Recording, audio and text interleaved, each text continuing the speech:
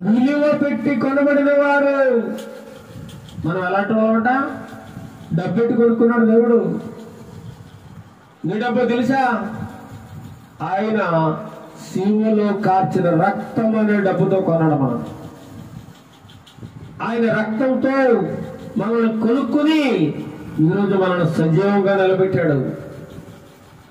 ఈరోజు నిలబడి మీ ముందు ఈ వాక్యం చెబుతున్నానంటే ఎన్నో ప్రమాదాలు, ఎన్నో మరణకరమైన భయంకర ఉపద్రవాలు, మరణ అంచుల వరకు వెళ్ళిపోయినా సరే దేవుడు కాపాడేశాడు.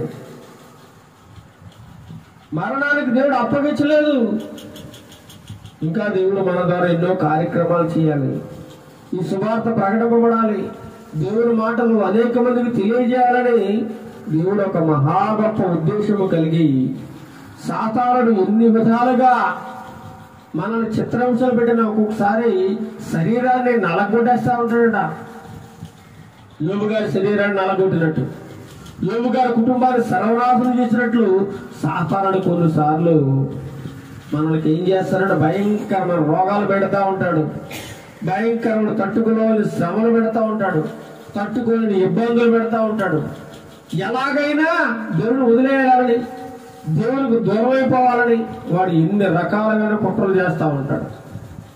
కానీ దేవుడు ఏం చేస్తున్నాడు? వాడు చేసిన ఎన్ని కుట్రలైనా కానీ, ఎన్ని బాధ అయినా బట్టని దేవుడు ప్రతి బాధలో నుండి కాపాడుతూ ఉంటాడు. ప్రతి బాధను తప్పిస్తూ ఉంటాడు.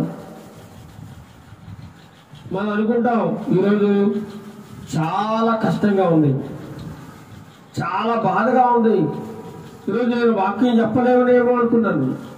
ఉదయం పరిస్థితి అలా ఉంది. కానీ దేవుడు ఏం చేశారండి? తన ఆశ్చర్యకరంగా అద్భుతంగా దేవుడు వాక్యం చెప్పడానికి అవకాశం ఇచ్చాడు. దేవుని మాటలు చెప్పడానికి అవకాశం ఇచ్చి నిలబెట్టాడు. ఇదంతా దేవుని కృప, దేవుని కృప. ఎందుకంటే నన్ను దేవుడు తన రక్తం పెట్టి కొనుక్కున్నాడు. అలాగే నిన్ను కొన్నాడు. ఈ లోకంలో ఉన్న అనేకమైన పిల్లలను దేవుడు రక్తం పెట్టి కొనుక్కున్నాడు. ఈ లోకంలో నుంచి విడిపించి, అందుచేత నీ మీద నీకు ఎటువంటి అధికారం లేదు. నేను అలా చచ్చిపోతాను, ఇలా చచ్చిపోతాను అనడానికి వీలు లేదు. ఏమాత్రము ఆ మాట నీలోంచి రాకూడదు. నీ మీద నీకు ఎటువంటి అధికారం లేదు.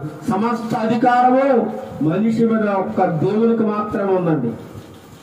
దేవునికి మాత్రము తప్ప మనిషికి ఏమాత్రము తన శరీరం మీద అధికారం లేదు అని దేవుడు స్పష్టంగా మాట్లాడుతూ ఉన్నాడు.